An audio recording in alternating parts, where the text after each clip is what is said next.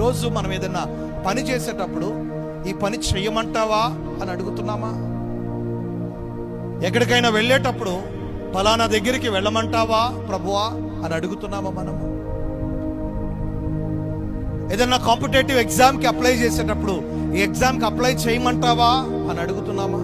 ఏదైనా నీకు సంబంధించింది, దేవుని పనైనా సరే, దేవుని మందిరపు పనైనా, నీ కుటుంబ పనైనా, వివాహమైనా, వ్యాపారమైన ఏదైనా కానీ దేవుని యొక్క అనుమతిని నువ్వు తెలుసుకుంటున్నావా? దేవుని యొక్క చిత్తాన్ని తెలుసుకుంటున్నావా?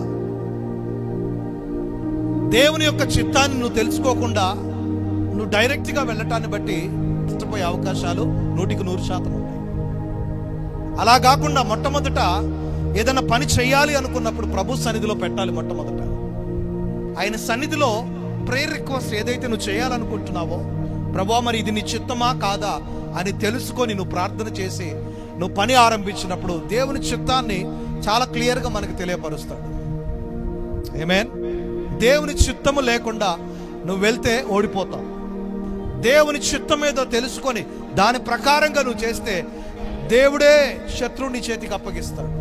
ఎందుకంటే నీ పక్షముగా ఆయనే యుద్ధం చేస్తాడు.